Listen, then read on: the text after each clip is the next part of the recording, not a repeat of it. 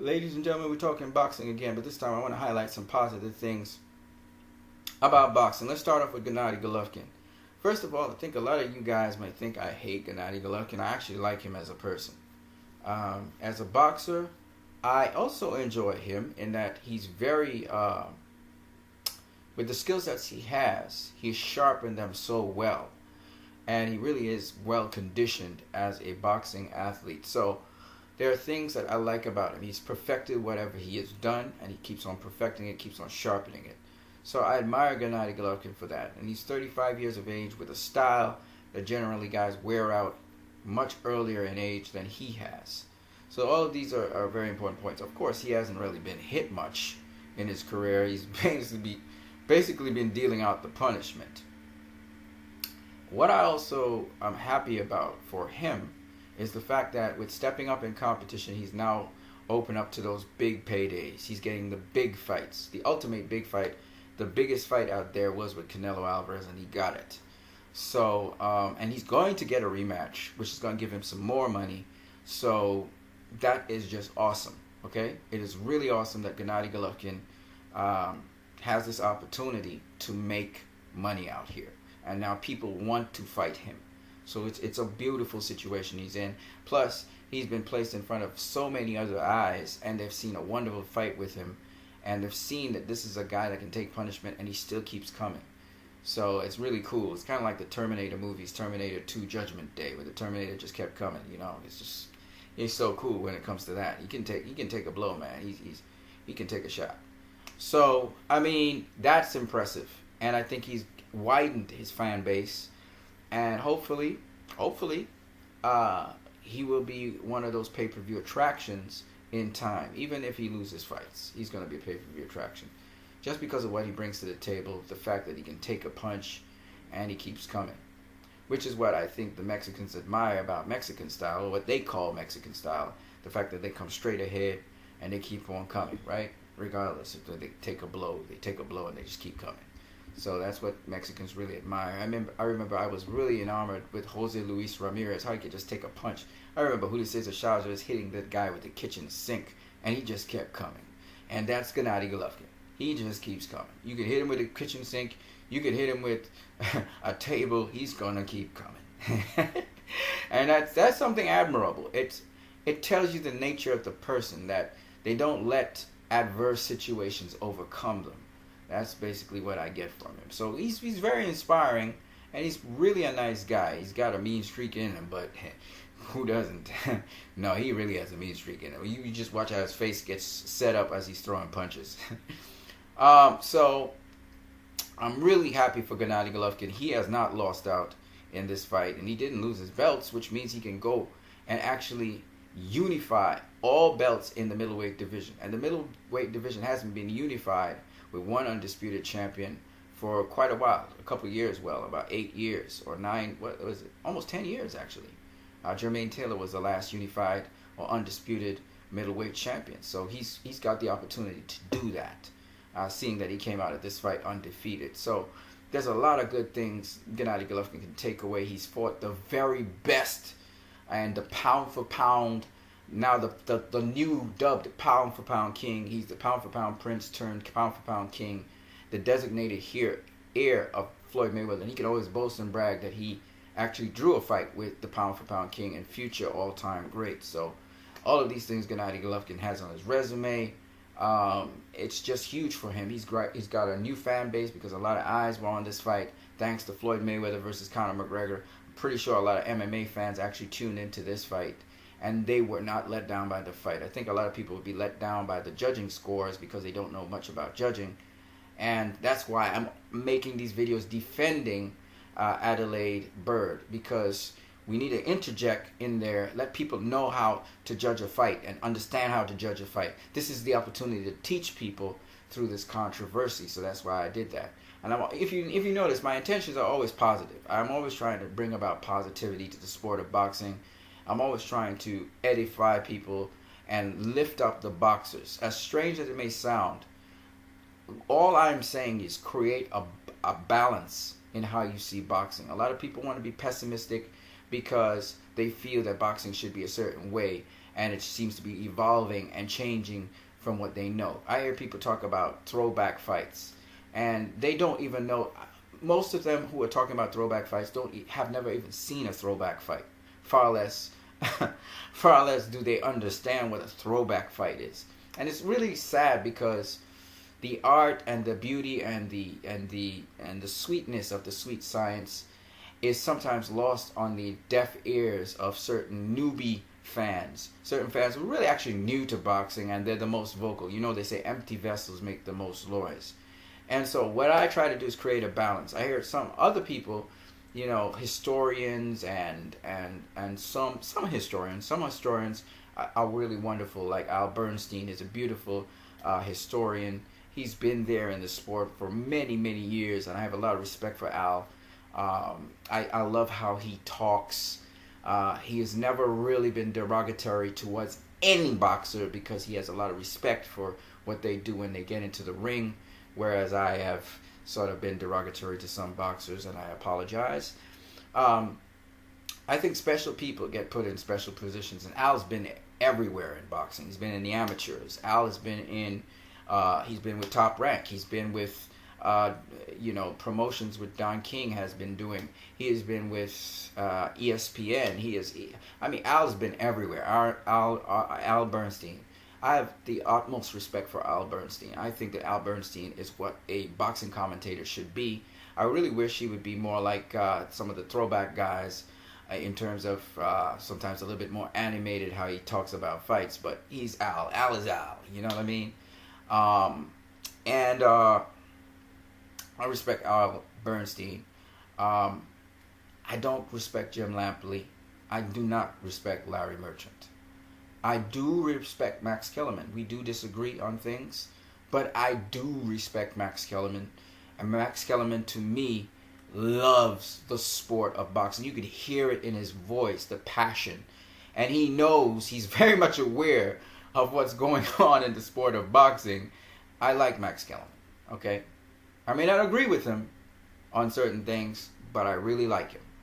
I love Roy Jones Jr. I love Andre Ward. I love Paulie Malignaggi. Any boxer who's boxed, Jesse Vargas, Timothy Bradley. Who else commentates? There's some other guy. Danny Jacobs now is on the commentary team.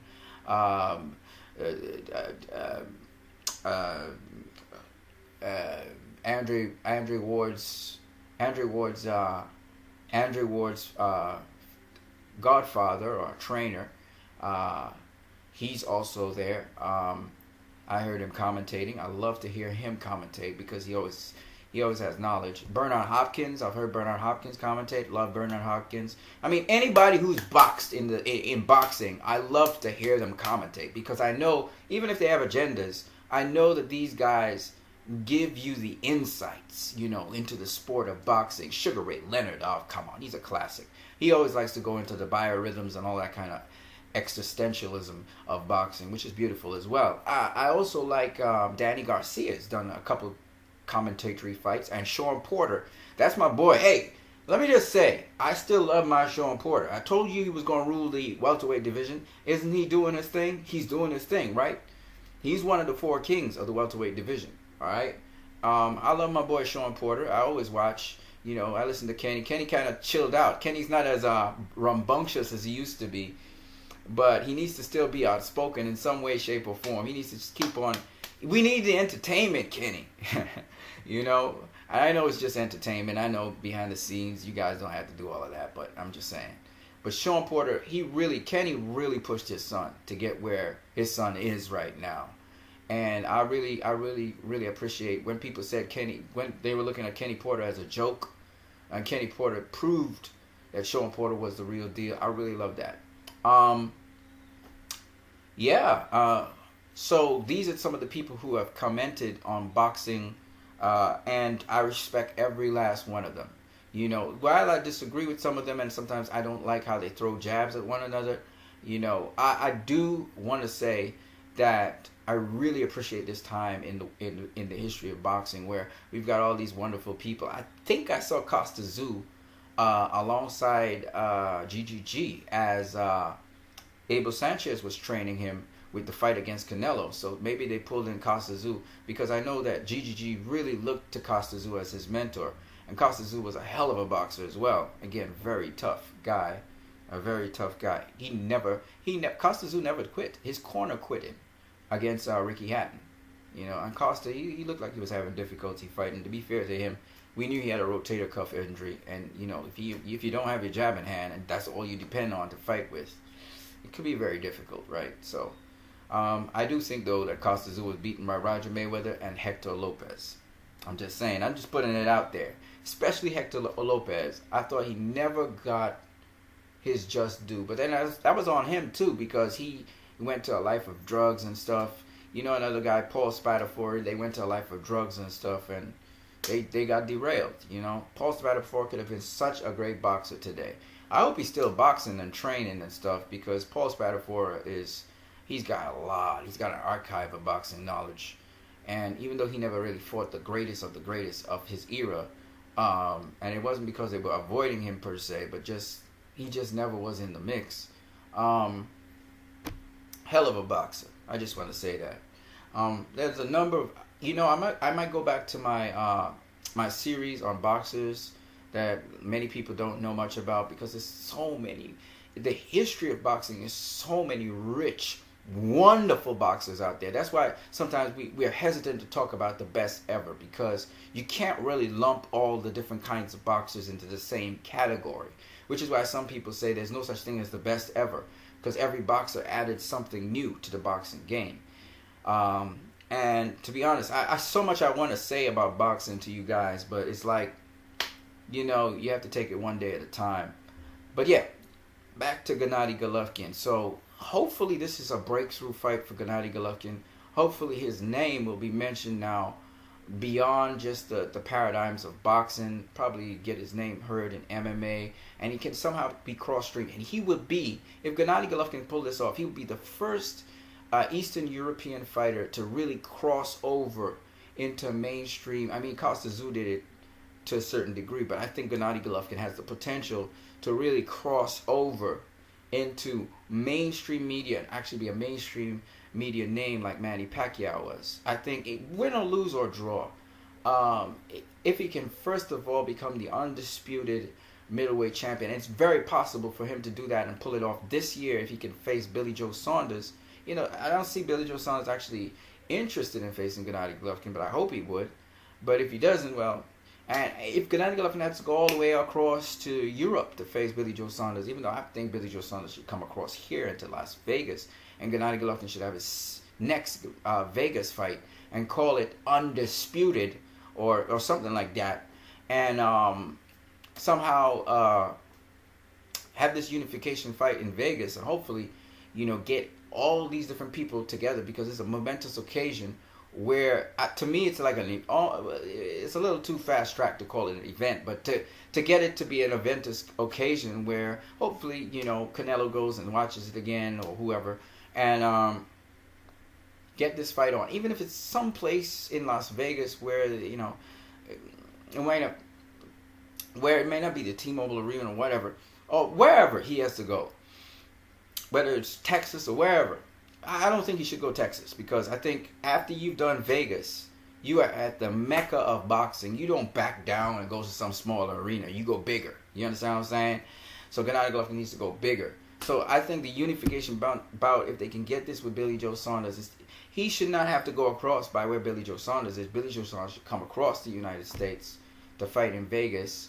But if they don't want to fight in Vegas, he can, you know what, Gennady Golovkin can cross the seas and face off against Billy Joe Saunders. Whatever it takes, man, to get that belt. You know what I'm saying? So, and I don't think it's going to be easy for him either, because Billy Joe Saunders can box. And like I said before, I saw Billy Joe Saunders versus Willie Monroe. I thought Billy Joe Saunders actually could take Gennady Golovkin. I think he could beat him. But now watching Billy Joe Saunders and sometimes watching his stamina, and he's still a little rusty and stuff, and he didn't put away Willie Monroe. I thought he should have put away Willie Monroe. I'm not saying Willie Monroe's a bum, but I think that Willie Monroe, his mindset is not one of a fighter. He doesn't have that fire, that fighter mentality. And even though he came on pretty strong in the later rounds against Billy Joe Saunders, Billy Joe Saunders still was catching him with some really predictable shots. In my opinion, he tripled up the right jab, and then he come with the overhand left. And I thought that Billy Joe Saunders was a little bit predictable, and yet he was still beating the crap out of Willie Monroe. Willie Monroe Jr. But it is what it is. So maybe Gennady Golovkin can get that unification fight and become unified, undisputed middleweight champion after 8 years, or 10 years? After 10 years. So hopefully, they shoot for that and see if they could get it. Big fight for Billy Joe Saunders if he accepts it. I mean, he's holding the WBO belt hostage. I'm hoping. I mean, I'm not going to be mad at Billy Joe Saunders if he don't take it, but it would be nice if he takes it. He's got a lot of skill. He's got a lot of ability. He's a southpaw and everything. I would just like to see how he would fare against Gennady Golovkin. I don't know if he could beat Gennady Golovkin, to be honest with you, but now that I think about it. But hey, he'll give him a good run. And he's seen what Canelo did. He'd have to strengthen up himself a little bit more as a middleweight, and he'd have to at least have the techniques and skills to keep Gennady off balance. Gennady's coming straight at you. He ain't coming at angles, none of that shit. He coming straight down the pike. All right, he's coming straight at you for 12 rounds. That you are sure of. He's going to show up at your doorstep and knock on your door. All right. So once Billy Joe Saunders understands that, then he can work around it, because he can box. That boy can box. He can box. He was a little bit one-dimensional against Willie Monroe, though. At first, he looked really good, really sharp, and then he just kind of was repeating the same shit over and over again. And that was not how he was performing against Andy Lee. He was really performing pretty well against Andy Lee, but I don't know what's wrong with the dude. It doesn't seem to hit that hard either, so we'll see. If he can somehow keep Gennady Golovkin off balance, I think that would be the thing for him, because I don't think he's going to stop Gennady Golovkin from walking through his shots. Canelo could do that, but I don't think Billy Joe Saunders can. So, but if he bulks up a little, if he strengthens up himself with the proper strengthening techniques in that gym, he might be able to, at least hold Gennady Golovkin off balance and at bay, as he was doing to Billy Joe Saunders. But when it comes to attacking, he's not very good at attacking. He's a good counterpuncher. He's not a good attacker. But that might be the kryptonite for Gennady Golovkin. Good counterpunchers. He's not a Canelo Alvarez. I don't think he's a Danny Jacobs either, but you never know. He might put on a hell of a performance. So, and I know he's not going to go down without fighting. He's going to fight all the way to the end. So I would love to see Billy Joe Saunders face Gennady Golovkin. I think he gives him the work, and he possibly beats him. But I don't know about that. I'm thinking about it. Let me think about it. I got to really think about it, because his Willie Monroe performance was kind of subpar. Should have put away Willie Monroe. There were times when he was all over Willie Monroe, and then he would smother his attack, He would smother it and just push up on Willie Monroe. So he hasn't found the perfect range. He would land some really nice shots on Willie Monroe. Willie Monroe would be stumbling all over the place, ready to go with just about 2 or 3 more, like a right hook, left cross, or a left cross, right hook. But he just wouldn't land the shots. He would just fall in on him and just kind of push him against the ropes. So, but we'll see. I don't know.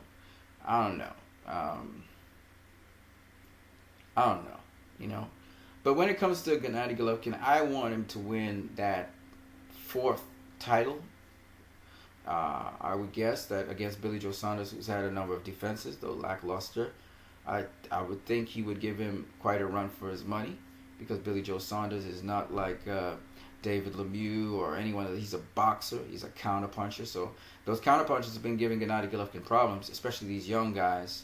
And Billy Joe Saunders is very agile. He's very quick, and he's top quality. We already know Willie Monroe is not top quality. I mean, Billy Joe Saunders had a unanimous decision win over Willie Monroe. Okay, it wasn't a if or buts. He was beating him whenever he wanted to.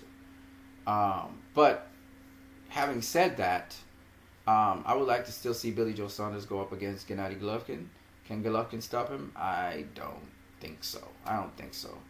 I'm not saying, he's no Canelo. I don't think he's a Danny Jacobs. Though I would like to see him face Danny Jacobs. I would like to see Andy Lee face him again. I would like to see Andy Lee face Peter Quillen face, Billy Joe Saunders face. I like them. I would like to see all the middleweights face each other, if you ask me. But anyway, this video is getting a little too long. So, like I said, there's so much I want to talk about with boxing that I'm all over the place. But suffice it to say, with Gennady Golovkin, right? I really like this guy, and I would like to see him get his goal. His goal was to become undisputed middleweight champion of the world. I want to see him get that. All right? I do. I'm rooting for him to get it, and then if he wants to continue fighting at middleweight, do so. You know what I'm saying? It's his time to shine. He put all the investment in. I want to just show you his last set of opponents. Let's go with his last 10 opponents. And look how he got higher and higher levels of opposition, okay? So his last 10 opponents start with Usama Adama. And Usama Adama, that was fought in Monte Carlo. He was a southpaw himself. And Adama, he put up a decent fight. All right, he put up a decent fight. I remember seeing that fight. And he was successful in landing certain punches on Gennady Golovkin, even driving him back a little bit. So that was a decent fight. Adama, he'd never been a contender or anything like that, but you might ask yourself, well, who the heck is this guy? And be like, well, Curtis Stevens was the fight he had before Matthew Macklin. After that, he faced Daniel Geale, who was, he wasn't world champion or anything anymore, but he had been a 2-time world champion. He'd beaten, I can't remember who the guy was he beat, but it was a notable name. Who I believe at the time was undefeated. Anyway, he faced Daniel Geale and pretty much dispatched of him very quickly. Then he faced Marco Antonio Rubio and he dispatched of him pretty quickly as well. Alright? Rubio was just no match for him. Okay? And then he went on to face Martin Murray. Martin Murray had gone the distance, I think, with Sergio Martinez. I think he dropped Sergio Martinez. And I think that was a fight in Argentina. He went all the way to Argentina to face him. He's a tough fighter, and he made it all the way to the 11th round, and then the referee called the fight. He really fought tough against Gennady Golovkin. And for the first time, Gennady Golovkin was shocked that he was going this distance with him, and he was wondering if he was going to go the distance with him. And then the ref stopped the fight because they thought Martin Murray was taking too much punishment. And then Willie Monroe. Now you can see he's stepping up in competition because the fights are getting longer. Okay?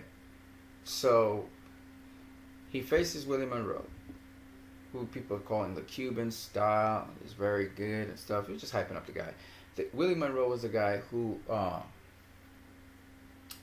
he was in a particular competition on ESPN and he won it. And therefore, because of that, he got the opportunity to face Gennady Golovkin. And therefore, a major payday with respect to how he usually is paid. So Willie Monroe, he fought Gennady Golovkin, he tried his best, but he was no match for Gennady Golovkin. I mean, he was no match for Gennady Golovkin.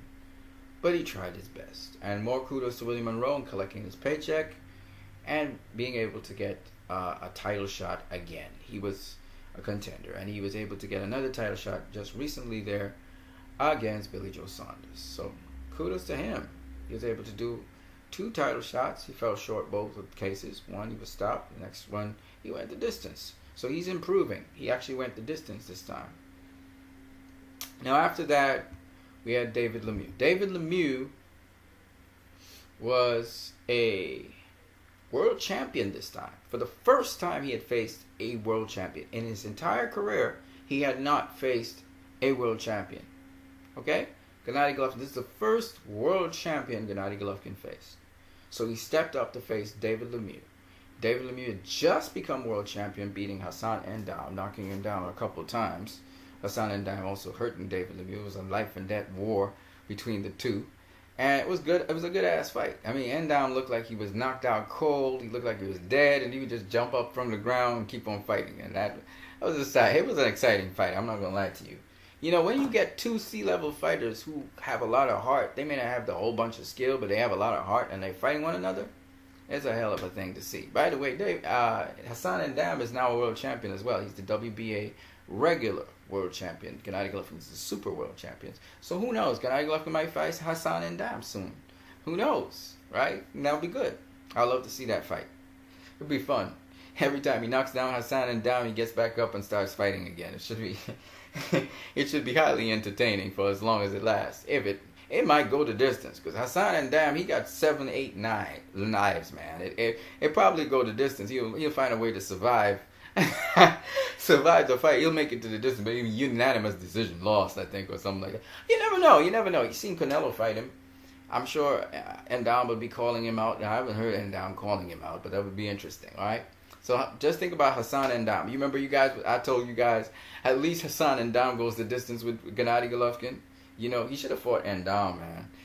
But I don't know. I'm saying, I know, and some people, I remember once I said a really ludicrous thing like, Ndam might be able to beat Gennady Golovkin. You know, he might get knocked down a couple of times, but he might outbox him for the rest of the fight.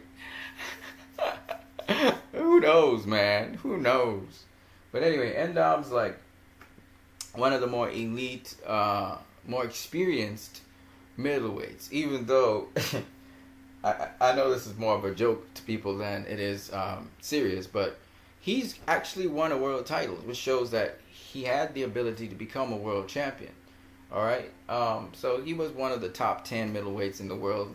The middleweight division was so shallow; it was just Peter Quillen, Danny Jacobs, and all these other guys, right? Anyway, so and Danny Jacobs wasn't ranked that highly because he had gotten knocked out by Dmitry Pirog. I don't know if you guys know who that is, but he's a hell of a boxer, man. Dmitry Pirog is a hell of a boxer. I wanted to see Dmitry Pirog face Gennady Golovkin, but it's all good. So anyway, so he stepped up again in competition to David Lemieux, the first world champion he faced, and then he faced undefeated Dominic Wade. So now he was facing fresh people who had never had a loss.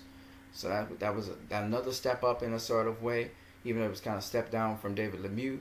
And then he faced a smaller champion in Kell Brook, and this was quality. Kell Brook's a quality fighter. Okay, I liken Kell Brook in some respects to Sugar Ray Robinson. He's really a quality fighter, and Kell Brook showed his quality against Triple G, even though Triple G outpowered him, and at a certain point in time caught him with one of those hooks as Kell Brook was leaning in. He caught him with a hook on his head. And Kell Brook, being naturally smaller than Triple G, he was buckled and stuff by that. And then he was still boxing. He was mostly Triple G was mostly still missing punches, but he pretty much intensified. I think it was in round 4. He really put the pressure on Kell Brook, damaged his eye, and in round 5, Kell Brook really started to feel the effects of the damaged eye, and he started getting caught really a lot, and was still fighting to the very end. But his trainer threw in the towel. All right. But Kell Brook was the first guy to actually show up Triple G's defense by actually getting into his defense. David Lemieux couldn't do it. Dominic Wade couldn't do it. Willie Monroe couldn't do it. Willie Monroe actually was able to fight him a little bit on the inside. Martin Murray showed up his defense, but Martin Murray couldn't hit to damage or fly. So even though Martin Murray was scoring a lot, you know, Triple G was still able to walk through his punches. And then Martin Murray didn't have the greatest defense. He's a tough guy, but he don't have the greatest defense. Anyway, Triple G would step up and face the WBA champion at the time, Daniel Jacobs. So he was a super middleweight top champion. He faced Daniel Jacobs. People thought that Triple G was just going to mow through Daniel Jacobs and knock him out because Sergio Mora had knocked him down with a punch. He had been stopped by Dmitry Pirog. So people thought that Daniel Jacobs would lose this fight. And I told people, don't underestimate Daniel Jacobs. He's going to shock y'all. And true to form, he did shock everybody.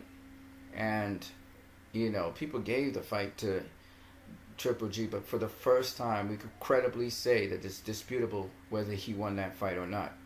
And yes, he did knock down Daniel Jacobs in the, 4th round.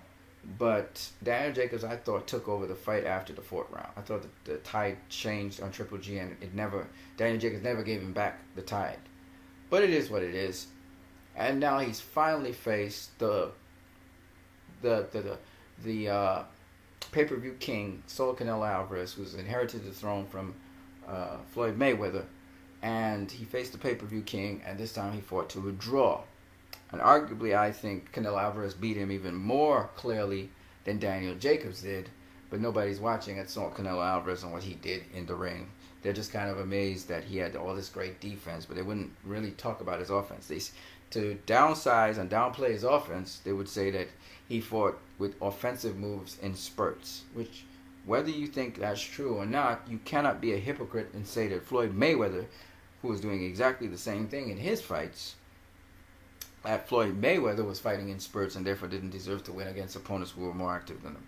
I just don't believe that. I think Canelo was the more accurate puncher, the more accurate fighter. He was the one landing most of his power punches on Triple G. Triple G landed very little power punches on Saul Canelo Alvarez.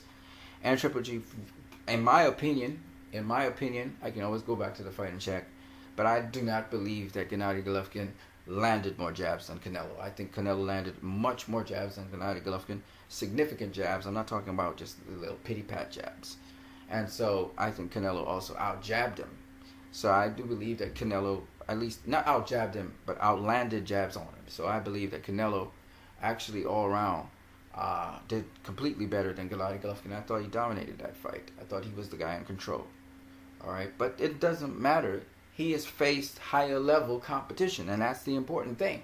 He's faced the creme de la creme of competition, all right, in his weight class. And so there's some up-and-comers, but as to the best competition he's faced, it's now been those two.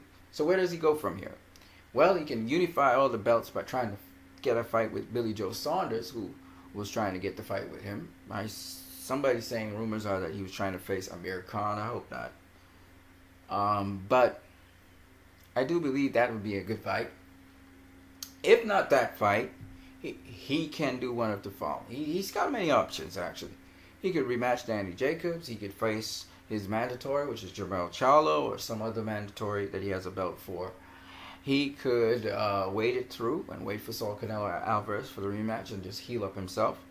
Or he can basically go somewhere outside of the United States and fight in Kazakhstan and put on a fight there. I mean, he's got options now, okay?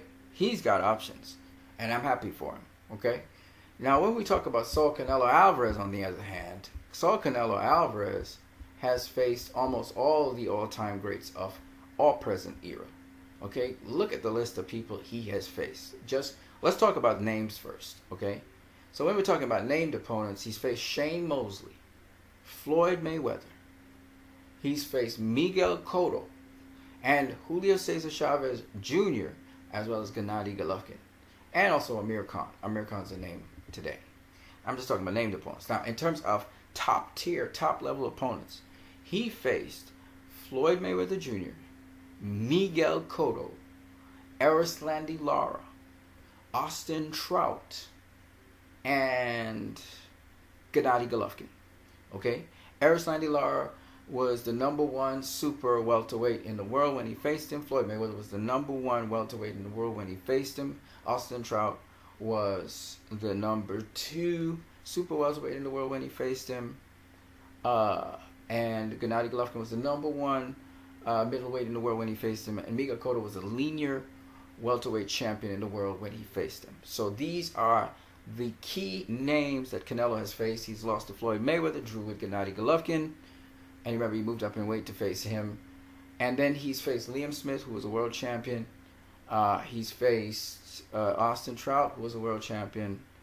And then he has a bunch of former world champions and stuff like that. So Canelo Alvarez is only 27 years of age, and already he's faced this level of opposition. You know this guy's going to be an all-time great and a future Hall of Famer for sure. Look at the names on his resume so early in his life. So, I mean, the sky's the limit for this guy.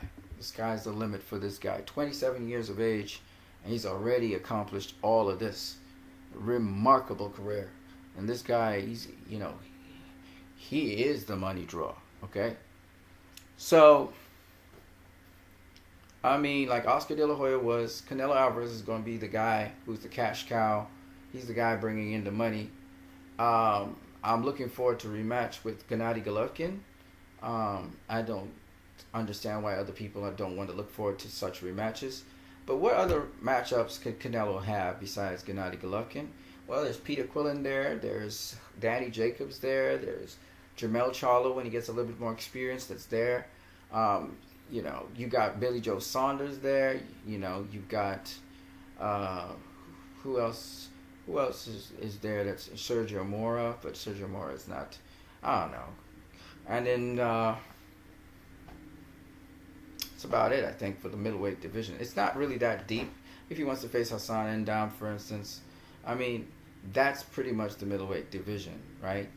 And the thing about it is, if he faces Jermall Charlo, that would be one of the Charlo brothers, and it would kind of finish some incomplete business. You never know if Demetrius Andrade might come up to there. I don't know if Canelo will be interested in clearing out that division. That's the other thing.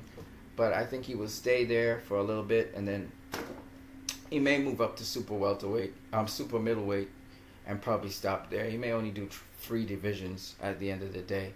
But, I mean, Canelo, man. This guy is on his way to becoming a legend, man. He's already, I mean, so early in his life, 27 years of age. This guy's got all this experience like a veteran already. And he's not even a veteran of the sport. So, I mean, it's just crazy what this guy can do. And the sky's the limit. I think he surpasses all the achievements of all the past greats by the time he's done. But we'll see. I mean, I'm being presumptuous here and really just kind of taking in front. But yeah, this is what I wanted to talk about. I talked quite a lot, guys. I got to go to work. I hope you guys enjoyed this video. It's all about just being positive. There's so much good things in boxing to talk about that are positive. But I do want to just go through the fight with Canelo and GGG round by round with you guys. Show you what was actually going on. Let you recap the things that were happening in the fight in as an unbiased way as possible. So you guys can see what was actually happening. Because I get this feeling that a lot of you were not really, all of you were anticipating Gennady Golovkin stopping Canelo Alvarez, and so you were waiting for that, and that's why you were giving Gennady Golovkin all these rounds. You were working in anticipation instead of really working in a sense of who's actually winning the rounds, who's actually bagging the rounds, who's actually outpointing the other guy. You know, when Amir Khan was outpointing Canelo, nobody was talking about the fact that Canelo was, they were anticipating Canelo stopping Khan. Nobody saw it happening because Canelo was so sneaky with it. He was setting it up, and then he finally sprung the trap, right? So why is it that everybody anticipates that Gennady Golovkin would knock out Canelo? And that's what sort of skewed their mindset of the fight. You know what I'm saying? And for me, yes, okay, I was backing Canelo. Yeah, fine. But at the end of the day, after seeing that the fight was a draw on BoxRec, I went and looked at the fight. I didn't see anybody's comments on the fight or none of that. I just went, watched the fight. And when I watched the fight, I was kind of amazed that it was so one-sided, you know. I was still trying to figure out what's going on. I just realized, Canelo must have realized that this was easy work. And so he started playing around a little bit. And I gotta say, man, I had to kind of give GGG rounds. You know, I had to try and give rounds. I was like, man, it's because it was so one-sided. Like most people say, Canelo didn't do this and Canelo didn't do that. That's their way of balancing out the fight and saying, because Canelo has so much ability and skill that this one, he makes GGG look one-dimensional. He makes him look ordinary. And so people are thinking, well, Canelo's going to tire out and let's see what GGG can do. And GGG didn't do anything. To be honest with you, he didn't do anything to Canelo. Canelo was supposedly tired out and stuff, and GGG was very hesitant to come in on him because he had realized Canelo could be setting him up for something, and true to form.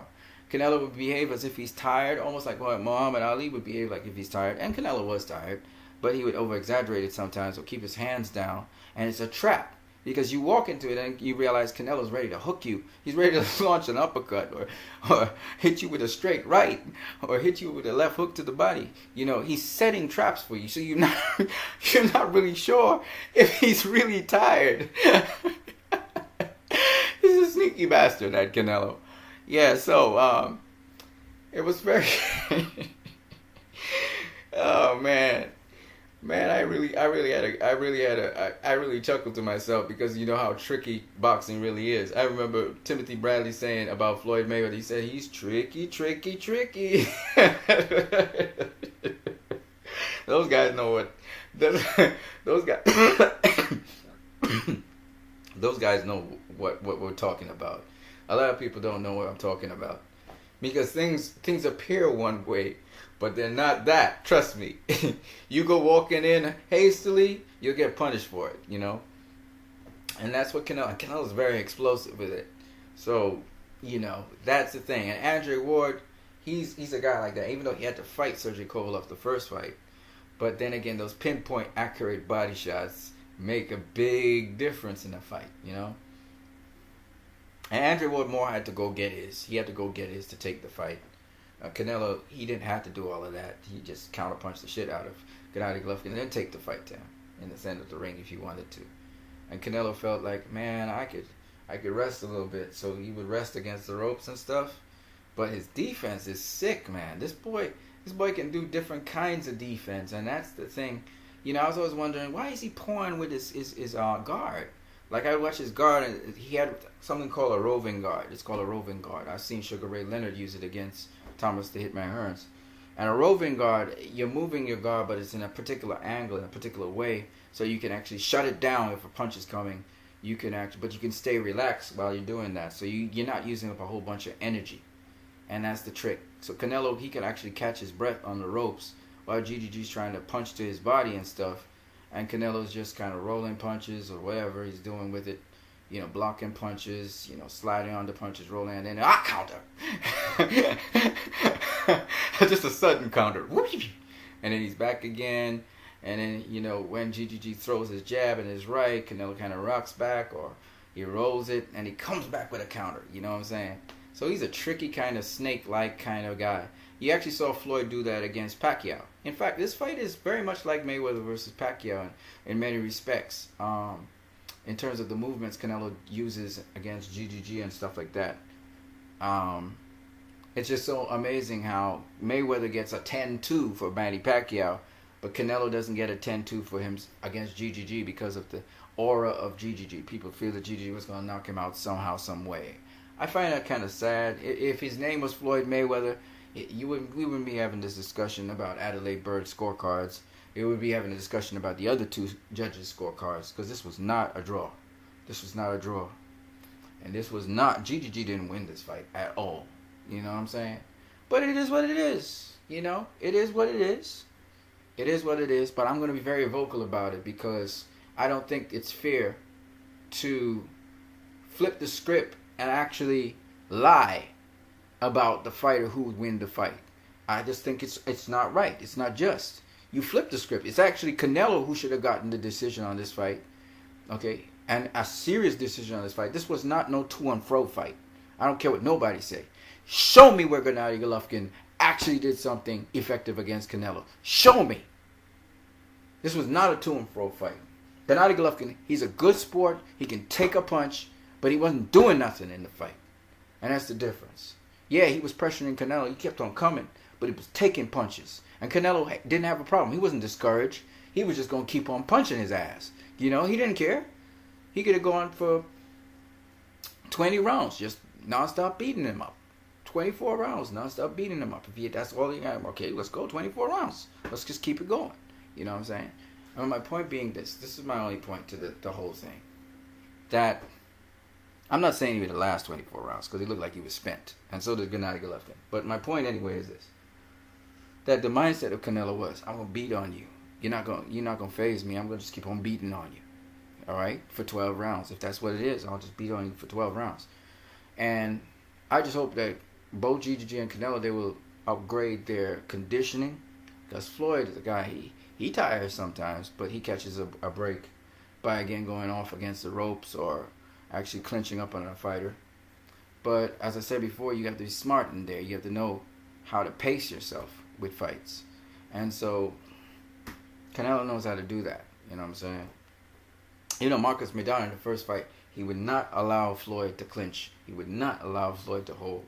It was interesting. All right, guys. So on that note, I just wanted to say these positive things about these fighters. You guys have a great one.